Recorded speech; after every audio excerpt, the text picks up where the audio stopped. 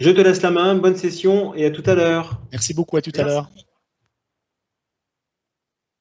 Bonjour à tous. Je vais d'abord essayer de partager mon écran. Voilà. C'est parfait, ça fonctionne. Vous voyez? Parfait. Très bien. Alors, je vais aussi envoyer la vidéo. C'est plus sympa. Alors, bienvenue à cette session Power Automate. Le titre de la session est Comment devenir un héros Power Automate en 2020, pattern et bonnes pratiques avec Dr. Flow. D'abord, remercions les sponsors Workers et Trees qui nous permettent d'organiser cet événement. Des sponsors de très grande qualité, y compris les organisations comme AOS, par exemple, dont je fais partie. Lors de cette session, je vais très rapidement, parce qu'on n'a qu'une quarantaine de minutes, je vais tenter de partager mon expérience de la Power Platform, plus spécifiquement Power Automate, que j'utilise depuis 3 ans, quasiment tous les jours. Et jusqu'à présent, j'ai réalisé environ 15 projets, des projets, disons, d'échelle d'entreprise. Et donc, il y a des trucs qui marchent, des trucs qui ne marchent pas. Et j'ai un certain nombre de palliatifs ou de workarounds à ce qui ne fonctionne pas. Je m'appelle Dr. Flow. Mon vrai nom, c'est Serge Lucas. Donc, je suis MVP Business Application et Power Platform. Et je suis MVP depuis 14 ans, en fait. Je suis basé à Bruxelles. Et j'ai créé une société qui auparavant s'appelait ShareQL, mais qui a été renommée récemment Power Platform Associate, avec ma partenaire Isabelle Van Kampenhout, qui a donné une session Power BI, qui est la MVP Data Platform. Voilà. Vous pouvez me joindre sur Twitter, @SergeLucas. J'ai aussi un channel YouTube, où j'ai d'autres sessions qui couvrent d'autres patterns, parce que malheureusement, on n'a que 40 minutes. Donc, on est obligé d'aller à l'essentiel. Notre organisation couvre ce qu'on appelle la Power Platform Factory 2020, c'est-à-dire qu'en fait, on couvre la partie IT, gouvernance et stratégie. Je ne vais pas aller dans le détail. Tout ce qui est tenant administration, donc toujours pour la Power Platform. Apprentissage à Power Platform, donc on a des formations. Adoption, comment adopter la Power Platform dans une entreprise. Sécurité aussi, il y a toute une série de problèmes de sécurité qui se posent à différents niveaux. Et Enterprise Architecture, donc architecture d'entreprise, dans lequel il y a différents éléments comme la compliance, architecture de solution, les rôles et responsabilités. Mais aujourd'hui, on va se focaliser sur un aspect qui est la partie BPM, c'est-à-dire Business Process Management. Et vous allez voir ce qu'il en est. Donc, tout ce qui est Business Process Management, ça signifie qu'on a des processus d'entreprise qui sont généralement longs et lourds, qui sont difficiles à définir, qui prennent du temps à être définis et qui sont souvent critiques. Et par exemple, le cas des ressources humaines sont typiques en fait. Donc, ce sont des longs processus. Lorsque quelqu'un fait une demande RH, eh bien, ça passe par toute une série d'approbateurs. Ça prend du temps, ça peut être très compliqué. Le problème, c'est que la Power Platform, et plus spécialement Power Automate, a un certain nombre de limitations. Depuis le début, certaines sautent au fur et à mesure que le temps passe, mais il y a quand même pas mal de limitations. Donc, dans chacune des sessions que je donne, je reviens un peu sur ces limitations. Théophile l'a dit tout à l'heure dans sa session, dans son excellente session d'ailleurs, un flow ne fonctionne que durant 30 jours. Après 30 jours, il s'arrête. Donc ça peut être un grand problème dans des processus d'entreprise qui sont longs. Alors, j'ai utilisé toute une série de patterns dans le passé, avec plus ou moins de succès, et j'ai créé un outil qui sera open source d'ailleurs et totalement gratuit, qui s'appelle le BPM Toolkit, qui permet entre autres de pallier à quasiment toutes ces limitations. L'approbation une demande d'approbation dans Power Automate, c'était 30 jours. Maintenant, en pratique, c'est encore 30 jours, mais les demandes d'approbation sont stockées dans ce qu'on appelle le Common Data Service. Et donc, on peut attendre un peu plus que 30 jours, mais en pratique, c'est assez complexe. Dans le temps, j'ai développé un pattern qui s'appelle le contrôleur pattern. Donc, si vous allez sur mon channel YouTube, vous allez voir quelques démos de ce contrôleur pattern que j'utilisais dans le passé. Je ne vais pas revenir là-dessus, c'est du passé. Et maintenant, je vais utiliser le BPM Toolkit que je vous montrerai tout à l'heure. 500 actions dans un flow. Voilà, donc ça, c'est pas un grand problème. Si on veut plus d'actions dans le flow, on peut avoir des flows qui appellent d'autres flows, ou on peut créer un ticket pour lequel on demande d'avoir un peu plus d'actions dans un flow bien précis. C'est pas un grand problème, en fait. Les boucles, Théophile l'a dit tout à l'heure, 5000 itérations dans un do until, 5000 dans un apply to each. Si vous avez un premium, vous avez 100 000 dans l'apply to each, mais bon, il faut avoir le premium. On a maintenant la possibilité de travailler avec des guests, des utilisateurs extérieurs, mais alors il faut associer une licence Office 365 à chaque guest. Donc c'est typiquement l'IT qui fait ça. Et une fois que le guest n'en a plus besoin, on retire la licence et on la passe à un autre guest. Donc ça marche.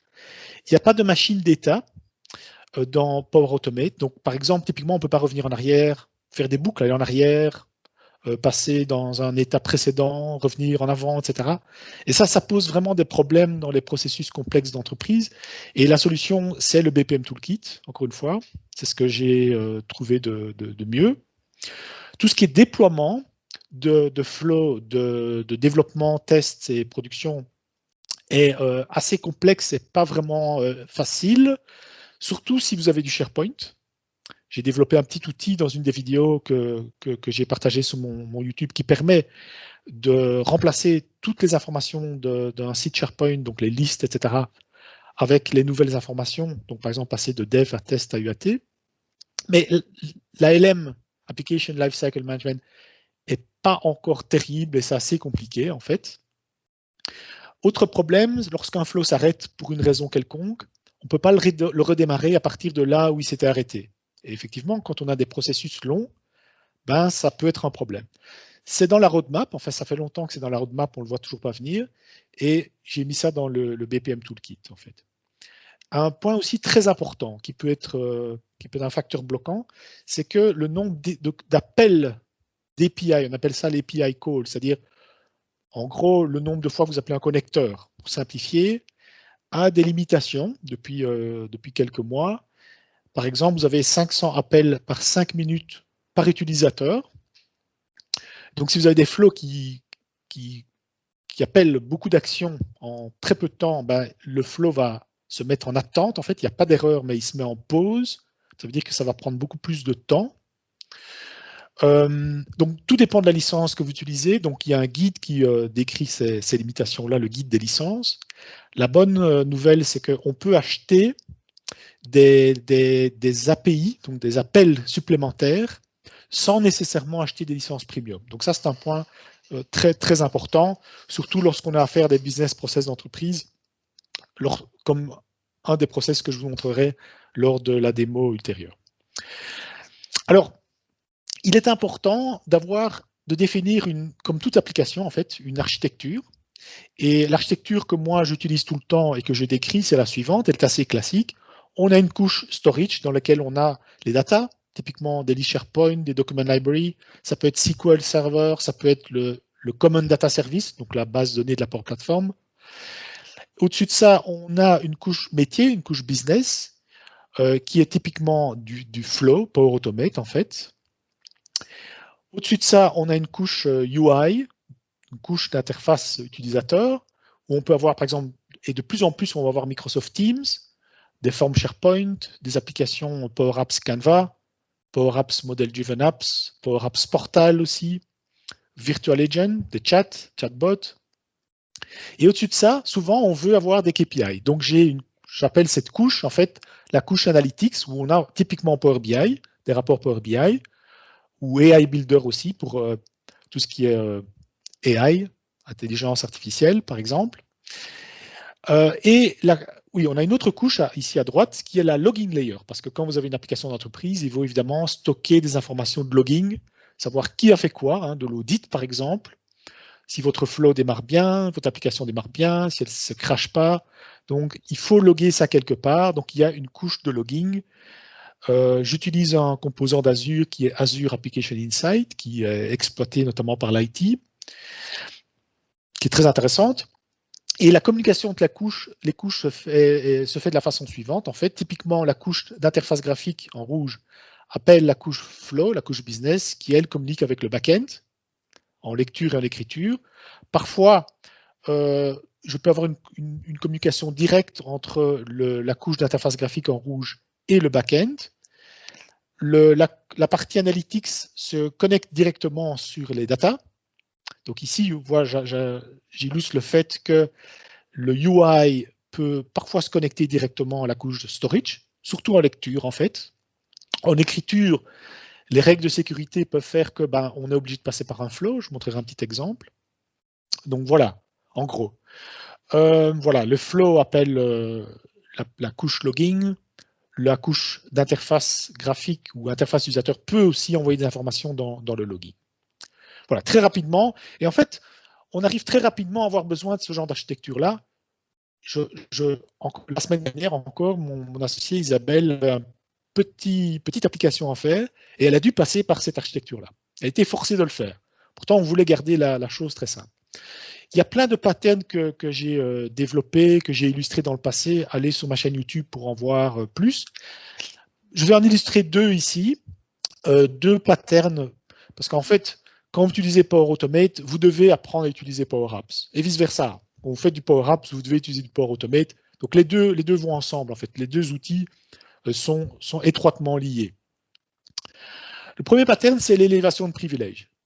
En fait, si vous avez par exemple Alex, l'utilisateur Alex, qui appelle une application Power Automate, c'est encore l'ancienne icône, puisqu'il y a des nouvelles icônes, Power Automate et Power Apps, ici Power Apps, pardon. Donc Alex appelle Power Apps, et Power Apps est installé avec un compte, et ce Power Apps appelle un flow, et ce flow est installé avec le compte Flow Service Account. Donc la question, c'est si ce Power Apps appelle ce flow et ce flow essaye d'accéder à du SharePoint, qui accède à du SharePoint? Est-ce que c'est Alex ou est-ce que c'est le Flow Service Account? Typiquement, la semaine dernière, Isabelle créait une petite Power Apps pour permettre à des utilisateurs de s'enregistrer à des formations. Et donc, elle avait créé une Power Apps qui appelait un flow. Le flow écrivait les enregistrements, donc les inscriptions aux formations, dans une liste SharePoint.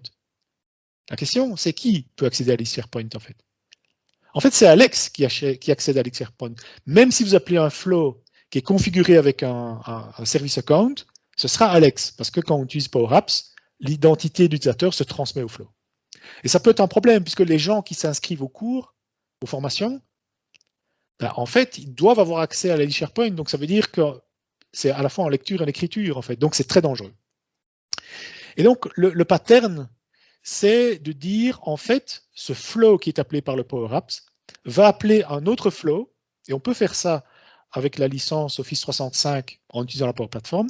On a une action qui s'appelle Run a Child Flow, et donc un flow peut appeler un autre flow. Et si vous faites ça, le second flow que vous appelez, donc l'indirection en fait, elle utilise le Flow Service Account. Et donc vous pouvez mettre des droits à ce compte que n'a pas l'utilisateur. Et donc c'est très important. Donc ça permet de faire une élévation de privilèges.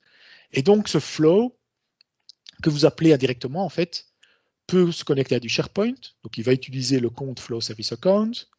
Si ce flow appelle du premium, la Power App c'est complètement isolé du premium. Donc ça veut dire que Alex n'a pas acheté une licence premium, mais le flow doit avoir du premium et toute l'entreprise devrait être couverte à titre de premium. Et pour ne pas payer du premium pour tout le monde, individuellement, on peut utiliser une licence qu'on appelle la licence per flow. Et donc, toute l'entreprise est couverte à raison de 480 € par mois, en fait. Vous voyez? Donc ça, c'est un point très important. OK. Donc, j'appelle ceci, en fait, vous voyez, le flow qui est appelé par le Power Apps, j'appelle ça typiquement un proxy flow. Donc, en fait, j'ai souvent deux flows. J'utilise le même nom, sauf que le premier, c'est proxy. Donc, par exemple, proxy enregistrement, et ici, ce sera enregistrement. Voilà, donc j'ai cette dualité-là. Donc ça, c'est un pattern qui est très, très important quand on travaille dans le niveau de l'entreprise. Ce que je fais aussi parfois, lorsque je dois stocker des informations très sécurisées, très, très, très sensibles, en fait, je fais ça en deux étapes. Dans le flow, par exemple, ici, c'est du SharePoint, c'est un flow qui stocke l'information du SharePoint. Je crée un item blanc dans ma liste SharePoint. Je le sécurise. Et puis après, je mets les informations dans l'item blanc. Et donc, comme ça, il n'y a aucune information qui est divulguée, en fait. Vous voyez? Donc ça, c'est aussi un pattern très, très sécure que j'applique assez régulièrement. Voilà. Deuxième pattern, c'est une façon générique d'envoyer l'information.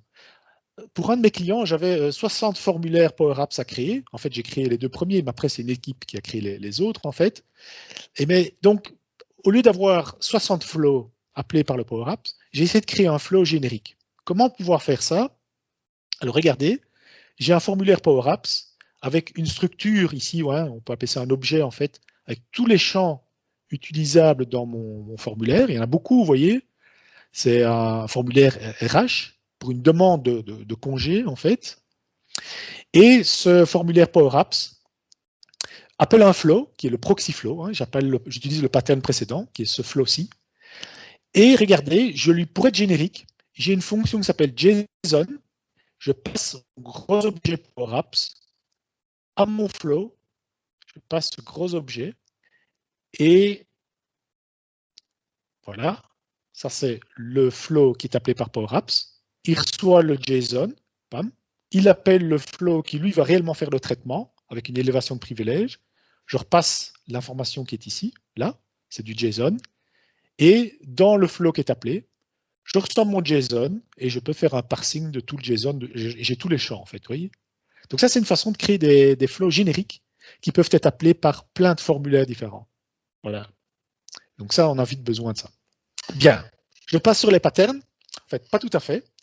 L'autre aspect très important, c'est ce que j'appelle les BPM, donc Business Process Management, et les limitations que malheureusement Power Automate nous fait subir, nous fait souffrir depuis 3 ans là-dessus.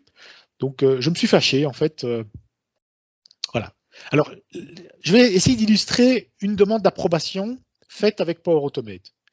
Donc vous créez un flow, et typiquement, imaginez que vous demandez à N personnes d'approuver quelque chose, hein, donc vous avez une liste de personnes, et on passe à travers ces N personnes, et à la fin, c'est approuvé ou c'est pas approuvé, en fait. Donc, typiquement, on crée une variable de type tableau, de liste, dans laquelle on met la liste des personnes, qui peut être passée par un Power Apps, par exemple, et puis on a une boucle, on va dans chacune des personnes, et on fait create approval et wait for approval. Et puis, j'attends, donc toujours dans la boucle, l'état de l'approbation, puis je passe au suivant. Vous voyez ? Problème, c'est que wait for an approval, c'est limité à 30 jours. Donc, pour pas mal d'approbations, 30 jours, c'est OK, en fait. Hein. Vous demandez à quelqu'un, à l'IT, de créer un team pour vous, bah, ma foi, très probable que dans les 30 jours, ils vont réagir. Mais donc, le pattern ici, c'est qu'il y en a quand même certains qui ne vont pas être gérés dans les 30 jours. Comment faire? Vous créez 2 branches, une branche pour l'approbation et une branche parallèle, dans laquelle vous avez une boucle, et tous les jours, vous vérifiez si vous n'approchez pas des 30 jours. Donc, par exemple, à 28 jours, vous envoyez un message au supervisor pour dire, attention, on arrive à la limite, en fait. Vous voyez ? Donc, il y a un certain nombre de flows pour lesquels ce pattern assez simple, en fait, à mettre en place, a un sens. Il y a d'autres problèmes, en fait. L'autre problème, c'est que quand vous avez une demande d'approbation, elle est envoyée par email, comme ceci. L'utilisateur reçoit ceci. Il clique sur Approve ou Reject. S'il clique sur Approve, il va pouvoir mettre un commentaire et il clique sur Submit. Bon, déjà, il faut que l'utilisateur comprenne bien qu'il doit cliquer sur Submit. Il y en a beaucoup qui oublient de faire ça.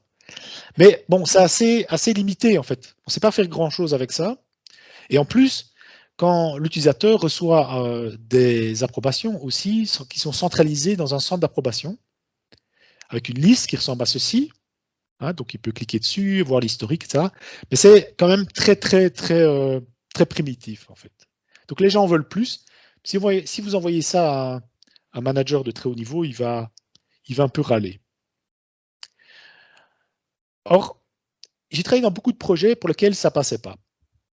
Et par exemple, récemment, et je suis toujours sur le même projet, en fait, pour l'instant, j'ai une entreprise multinationale européenne qui veut automatiser son système RH, qui est d'ailleurs, pour la petite histoire, implémenté dans du PeopleSoft, mais ils n'arrivent plus à faire quoi que ce soit dans le PeopleSoft. Et il y a 60 types de requêtes RH. Il y a 7 types de logiques différentes, donc 7 workflows d'approbation différents, en fait. Une demande d'approbation peut prendre 1 an. En règle générale, ça prend moins de 2 mois, mais ça peut prendre 1 an. Parce qu'il faut aller, vous faites une demande d'approbation, il faut ajouter des pièces jointes, il faut aller à l'administration, vous attendez, ça prend du temps, c'est pas le bon document, il faut repartir. En attendant, votre demande d'approbation a déjà démarré en fait. Donc on peut très vite se rapprocher des 30 jours. Si vous avez des milliers de demandes RH, ben, vous n'allez pas dire après 28 jours, vous devez contacter la personne pour dire qu'il y a quelque chose qui ne va pas en fait. Donc ça ne va pas. Surtout s'il y a 9 personnes avant vous qui ont approuvé. Vous ne pouvez pas stopper et relancer en fait. Donc ça ne tient pas la route. En plus, les superviseurs veulent savoir quelles étaient les étapes précédentes d'approbation, dans la chaîne d'approbation. Ils veulent voir la chaîne d'approbation. Quelles sont les étapes futures? Donc ça, on n'a pas dans Power Automate. Les superviseurs veulent voir un dashboard complet de tous les business process qui sont en cours. Donc RH veut voir ça de façon graphique. Où est-ce qu'on en est? Où est-ce que ça bloque? Quels sont les suivants? Qui a fait quoi? Bonne chance si vous avez des milliers de requêtes qui sont en attente avec Power Automate. Et en plus, le workflow d'approbation peuvent être complexes. En fait, nous, on trouve ça complexe, mais pour le business, c'est normal. Par exemple, une demande de congé d'un employé qui est à Paris va être validée donc pour des raisons médicales, par exemple, ça c'est une demande typique, doit être validée par un médecin d'entreprise. Ensuite, le département juridique doit vérifier si c'est un droit ou simplement une possibilité. Si c'est un droit, ça va aller vers le line manager, qui doit savoir que c'est un droit, qui doit donner un avis positif ou négatif, puis c'est validé par le première ligne RH, first line support RH à Paris, puis par un superviseur à Paris, puis c'est validé par un superviseur à Bruxelles, puis c'est validé par le directeur à Bruxelles. Et entre toutes ces étapes, on peut retourner en arrière. Donc ça, bonne chance pour faire ça avec du Power Automate. Et ce que vous voyez là, c'est typiquement une machine d'état en fait. Bon, vous dites au client, bah, écoutez, désolé, Power Automate, il n'y a pas de machine d'état, on ne peut pas retourner en arrière. Ils vont vous rire au nez, ils vont acheter K2 ou Nintex ou autre en fait. Donc il y en a sur le marché en fait. Bon. Et donc vous perdez votre projet. Et donc je ne voulais pas. Et donc, regardez le processus. Le processus peut être assez complexe en fait. Voilà. Donc, il y a plein de limitations dans Power Automate. Par exemple, imaginez qu'il y ait 10 personnes qui approuvent dans la chaîne et après 8, vous voulez arrêter le workflow, faire un cancel. Comme en Power Automate, vous ne savez pas le faire. Vous pouvez faire un cancel de la demande d'approbation en cours et encore, c'est le compte qui a envoyé la demande d'approbation qui peut arrêter l'approbation. Mais vous avez une boucle, donc après, on va aller au suivant. Comment est-ce que le processus complet peut savoir qu'en fait, il doit s'arrêter complètement? La boucle doit s'arrêter complètement. Donc, ce n'est pas géré dans Power Automate. Pourtant, c'est assez banal, en fait. Même chose, on veut rediriger vers quelqu'un d'autre, on ne peut pas le faire dans Power Automate. L'utilisateur peut rediriger une demande d'approbation, mais les superviseurs ne peuvent pas le faire à la place de l'utilisateur. Donc, c'est vraiment un gros problème. Alors, autre problème aussi. Vous avez 10 personnes dans la chaîne. Vous êtes au 7e et la personne est en congé. Qu'est-ce qu'on fait en fait? On attend qu'ils reviennent ou on arrête toute la chaîne? Dans Power Automate, il n'y a rien qui vous permet de gérer ce cas de figure. Vous arrêtez tout et vous recommencez tout en fait. Donc, ça ne va pas. On doit pouvoir débloquer la situation. Donc, des superviseurs doivent pouvoir le faire. Autre problème, c'est que imaginez que quelqu'un dise, bon, moi, dès que je reçois une tâche, parce que je suis en congé, justement, je veux qu'elle aille vers une autre personne. Par exemple, ma secrétaire, ou mon secrétaire, ou mon associé. Il n'y a pas ça dans Power Automate. Donc, pourtant, c'est une demande business normale. Donc, on doit pouvoir le faire. Et donc, c'est la raison pour laquelle j'ai créé cet outil qui sera probablement dans GitHub en novembre. En fait, je suis encore en train de le tester avec un de mes clients, le BPM Toolkit. Et le principe de ce toolkit, parce que j'ai voulu le rendre générique, en fait, c'est j'ai proposé un pattern que j'appelle le Case Management Pattern,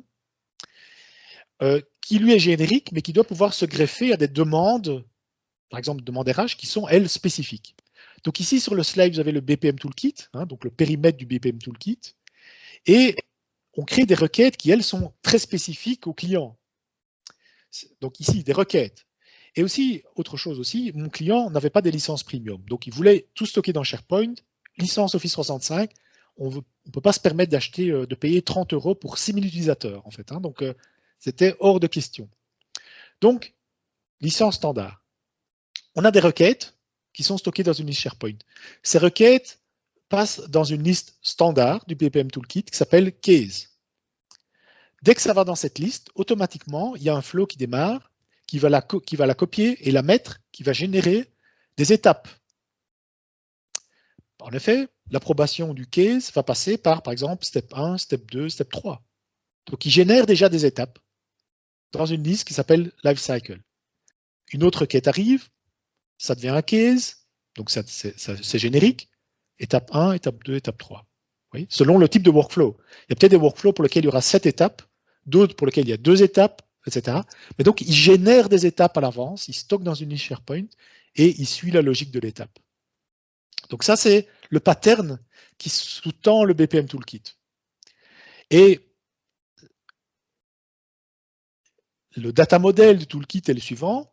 Donc ça, en bleu, c'est le toolkit, le périmètre du toolkit. Ici, vous créez vos requêtes qui sont, elles, spécifiques au client, en fait. Hein, donc voilà. Et ces requêtes ont un lien dans une table qui s'appelle case. Voilà. Et case a un lien vers une table qui s'appelle case lifecycle. Il y a d'autres tables, évidemment. Je n'ai pas envie de vous embêter avec ça. Il y a d'autres tables. Hein. Par exemple, la définition du workflow peut se faire par le business dans une liste SharePoint. Je vais vous montrer ça. Il y a des rôles, il y a une table pour la délégation, il y a des statistiques, il y a du logging, de l'audit, des paramètres, etc. Alors, l'architecture de Toolkit est la suivante. Aujourd'hui, il fonctionne au-dessus de SharePoint, avec des licences standards. Je prévois de le porter sur CDS. Je suis en train de réfléchir à Ookdale, mais il y a un problème avec le modèle de sécurité. Aujourd'hui, l'implémentation, c'est Power Automate. Ça pourrait devenir Logic Apps. Il y a un ensemble de composants que j'appelle le core, dans lequel vous avez des fonctionnalités comme par exemple un générateur de workflow qui génère des étapes. Il y a une gestion de la délégation des tâches, module de sécurité, un optimisateur de workflow, un archivage, tracing, un analytics. Donc ça, c'est core. Il y a d'autres modules encore. Au-dessus de ça, j'ai un module UI avec des dashboards. Et vous pouvez créer vos propres formes customisées qui vont s'intégrer au BPM Toolkit. Alors, ça peut être un peu très embêtant, donc je vais vous montrer la démo. La démo, c'est un site de test que j'ai porté hier, donc je n'ai pas encore eu le temps de le tester fort. Mais voilà. En gros, on va sur un site SharePoint et les utilisateurs peuvent lancer des requêtes de ressources humaines. Ici, j'ai un type de requête, part-time.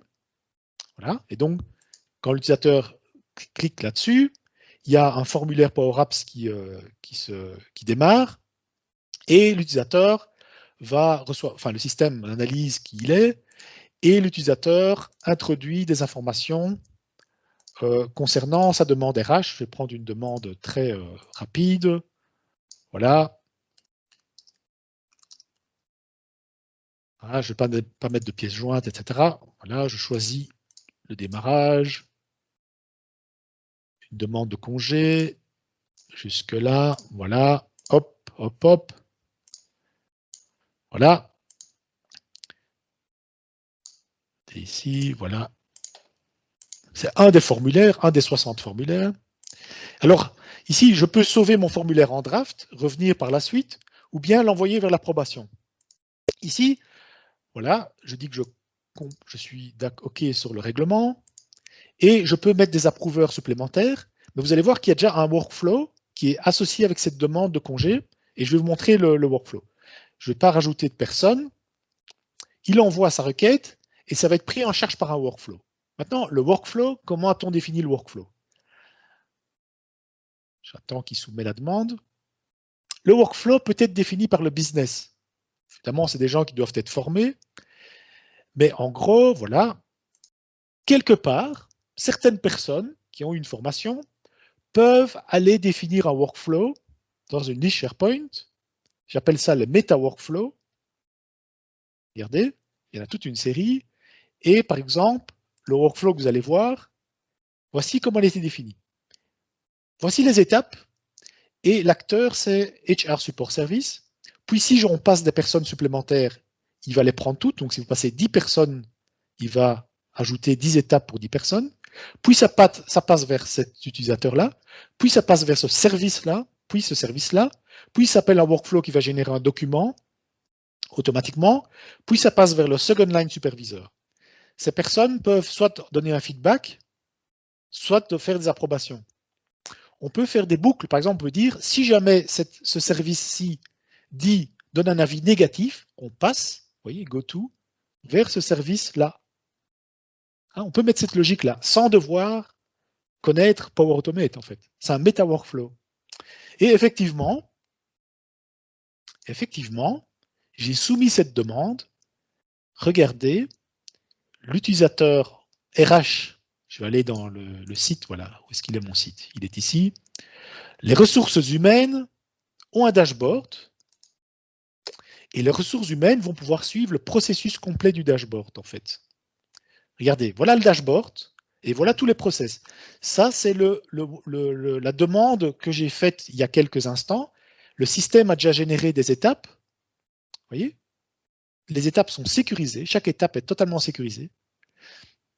Et il est en train de voir qui sera le premier, hein, de mettre le système en attente. Regardez, j'ai soumis d'autres demandes avant cette session ici, regardez, et on peut voir que cette demande de part-time de cet utilisateur-là, elle est là, elle est dans ce processus-ci, running. Et pour l'instant, le HR Support Service est en attente, donc on attend que ces gens de ce service-là réagissent.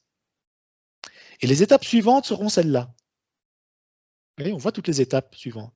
Et moi, en tant qu'utilisateur, j'ai un dashboard à moi dans lequel je peux suivre mes étapes, mes demandes. Je peux voir quel est l'état de l'approbation, par exemple, de façon graphique. Tout ça est basé sur du SharePoint pour l'instant. Donc là, il est en train de lire.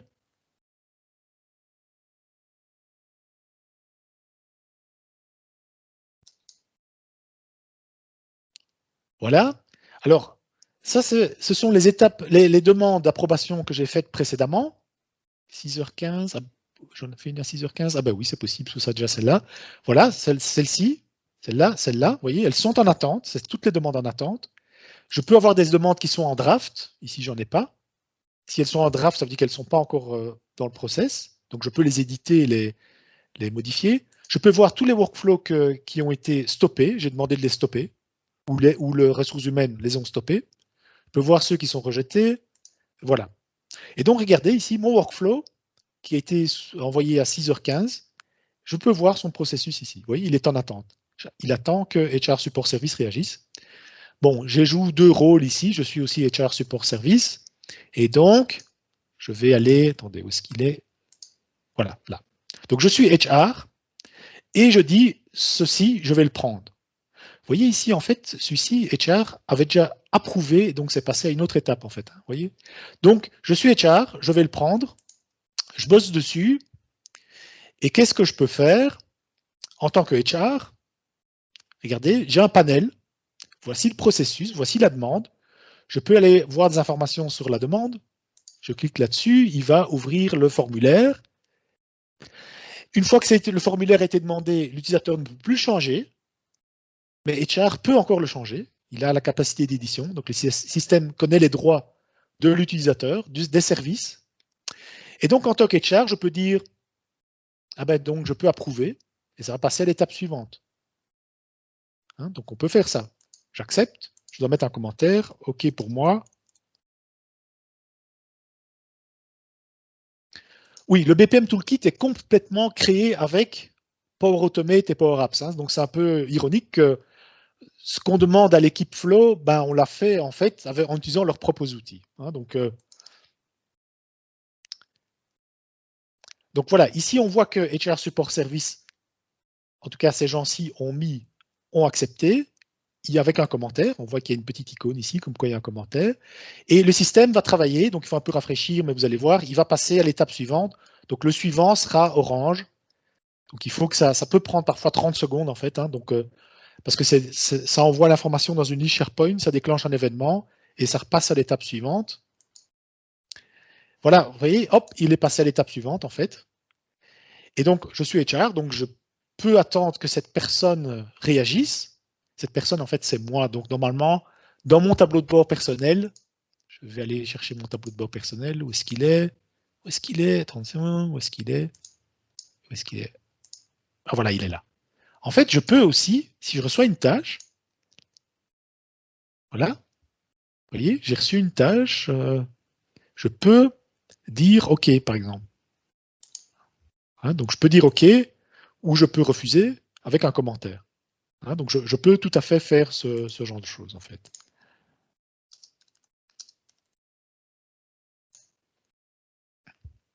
Donc, on peut envoyer des demandes d'approbation à des individus, on peut envoyer des demandes à des services. Je retourne sur le BPM Toolkit, où est-ce que je suis? Désolé de vous balader, voilà, j'étais là. Je peux, oh pardon, je l'ai arrêté évidemment, je l'ai arrêté. On a vu que c'était vert, désolé, j'ai appuyé sur le mauvais bouton. Ben, ça illustre l'arrêt. Vous voyez, j'ai un processus, je l'arrête, et voilà, il est noir. Et si je rafraîchis ici dans le tableau de bord général, il est noir, il est dans la liste de ceux qui sont arrêtés, voilà, il est arrêté complètement. Vous voyez? Donc je retourne dans ceux qui sont en attente, je vais en reprendre un qui lui est en attente, et je vais dire, voilà, je suis HR, et en fait, ce service-là, bah, il n'y a personne, et je n'ai pas envie que ça bloque, je vais faire un skip de cette étape-là. Donc je peux faire un skip, et vous voyez, il va passer à l'étape suivante. Donc il n'y a pas de bottleneck, il n'y a pas de blocage en fait. Donc, et je peux dire, par exemple, voilà, maintenant, cette personne-ci a une tâche, donc elle doit réagir là-dessus. Supposons qu'il ne réagisse pas, je peux encore dire, je fais un skip. Mais je pourrais dire, tiens, c'est bizarre, en fait, je viens de remarquer que j'aimerais bien que dans la boucle, il faudrait que telle personne soit mise. Eh bien, je peux tout à fait dynamiquement, dans le process, ajouter une étape. Je vais dire ici, entre 1 et 2, je vais rajouter une étape. On a complètement oublié ça, on va rajouter monsieur untel ou madame untel. Je vais mettre cette personne-ci, voilà.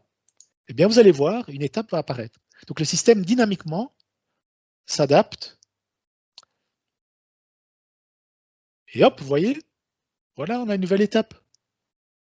Et je pourrais dire, voilà, maintenant, en fait, je vais aller à l'étape 4, je force le système, donc je fais un redirect vers l'étape 4. Je vais directement en First Line Supervisor. Voilà. En tant que RH, il n'y a que les gens de RH qui peuvent avoir accès à ce panneau, évidemment. Il n'y a que eux qui peuvent faire ce genre de choses. Hein. Et supposons que je sois ici, je pourrais très bien dire, ah ben dans le fond, je voudrais bien retourner à l'étape 0, parce que maintenant, en fait, les gens des RH Support Service sont de retour.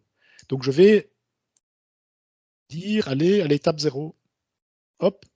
Et donc, ça veut dire qu'en fait, ici, vous avez une machine d'état. Et cette machine d'état peut aller dans un état à l'autre, soit manuellement, soit le workflow lui-même peut dire automatiquement, si quelqu'un dit non, on va à telle étape. Regardez. Et voilà. Donc, on a réussi à faire, en utilisant Power Automate, on a réussi à faire ce que l'équipe Flow, l'équipe Power Automate, n'a pas réussi à faire, en fait, hein, ou alors il faut utiliser ce qu'on appelle le BPF, et même le BPF a plein de limitations que vous n'avez pas ici, et en plus le BPF, le Business Process Flow, demande des licences premium. Hein, il y a beaucoup de limitations, en fait. Voilà. Donc, c'est une rapide démo du BPM Toolkit. Donc, on a des process complexes. L'information est stockée dans SharePoint. Dès qu'elle est mise dans SharePoint, elle est totalement sécurisée. Ça veut dire que les gens du pipeline, seuls les gens du pipeline peuvent voir l'information, et uniquement eux, plus le demandeur. Vous voyez? Donc, le système, dynamiquement, met de la sécurité à vos informations en fonction de la logique. Et ça, c'est un point extrêmement important, en fait, dans les business entreprises, surtout quand vous travaillez avec des données RH, qui sont probablement les données quasiment les plus confidentielles de l'entreprise, en fait. Hein. Vous avez des données médicales qui circulent avec des attachments, parce qu'on peut mettre des attachments, on peut les voir aussi. Eh bien, ben, on peut, je veux dire, ça peut être catastrophique si quelque chose s'échappe par erreur. Ah oui, en parenthèse, l'équipe RH, hein, parce que l'équipe RH, ça veut dire une dizaine de personnes hein, qui sont dans des villes différentes, peuvent communiquer entre eux. Hein. Par exemple, on peut dire, voilà, je voudrais ajouter un message, attention, cette demande me semble dangereuse. Voilà. Et vous allez voir que le message va apparaître ici. Et donc, toute l'équipe RH va pouvoir voir ces messages-là. Vous voyez? Je regarde l'heure, 6h26, on a encore un peu de temps. Alors, par exemple, je vais dire, voilà, je vais à First Line Support. Par exemple, ici, regardez, cette étape-ci, c'est un workflow, un flow, qui génère un document à partir de la décision qui a été prise, d'accepter ou pas de la demande de congé, qui génère un document. Et donc, regardez, je vais aller au First Line Supervisor, étape 4, directement.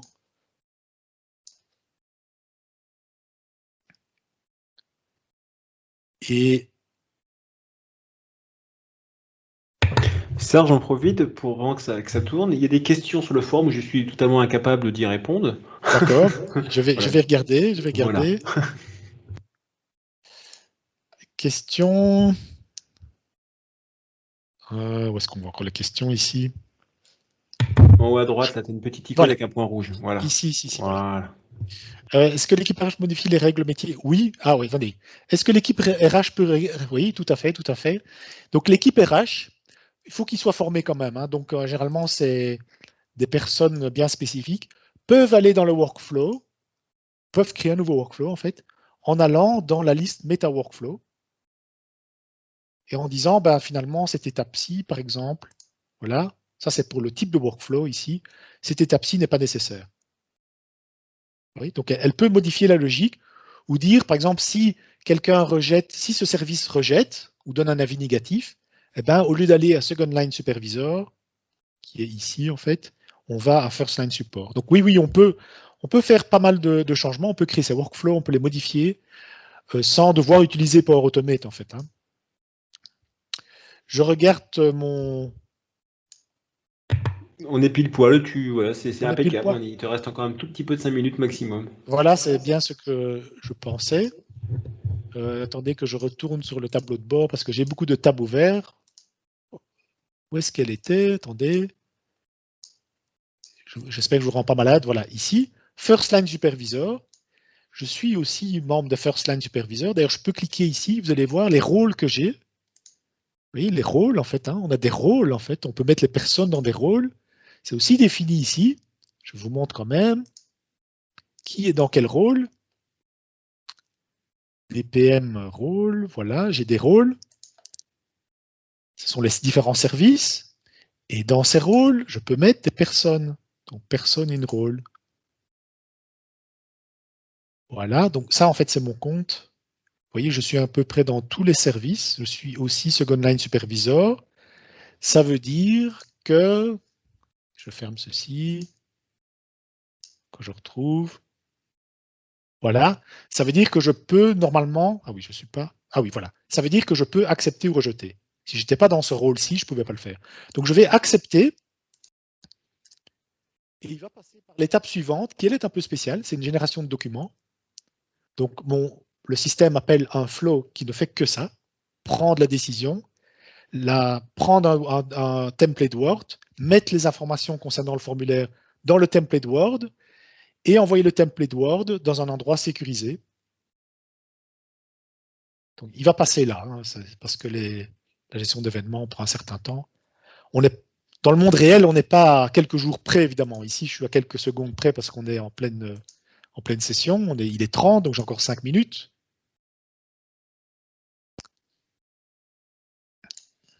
Je rafraîchis hein, pour aller... Voilà.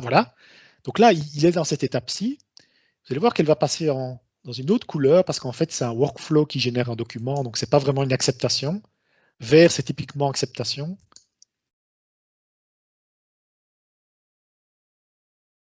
Il faut le temps. Ah, voilà. Décision finale, il a généré le document qui se trouve ici. Le document se trouve en fait ici, dans le site SharePoint, vous voyez. Et donc, il va maintenant passer au Second Line Supervisor qui, lui, va donner son approbation. Je suis Second Line Supervisor dans mes rôles. Oui, je suis dans ce rôle-là. Et donc, je vais pouvoir dire oui ou non. Je dis oui. OK. Et vous allez voir que, donc vous voyez, le workflow est toujours en train de tourner, qu'à un moment donné, il va avoir un statut général qui est la demande est acceptée. Encore une fois, ça peut prendre quelques secondes parce que j'utilise SharePoint derrière, mais si j'utilisais le CDS, ce serait quasiment instantané. Et vous voyez, la demande finale est approuvée. Et donc, normalement, l'utilisateur, dans son tableau de bord personnel, devrait voir la demande est approuvée. La demande part-time est approuvée. Vous voyez? Voilà. J'ai d'autres vidéos. Si vous allez dans mon channel YouTube, vous verrez, il y a d'autres vidéos, donc on passe un peu plus de temps là-dedans. C'était vraiment un aperçu rapide de ce qu'on peut faire. Ça gère aussi la délégation de tâches, puisque vous pouvez dire, voilà, je délègue mes tâches à tel utilisateur. Voilà, je délègue mes tâches à l'utilisateur ici. Voilà.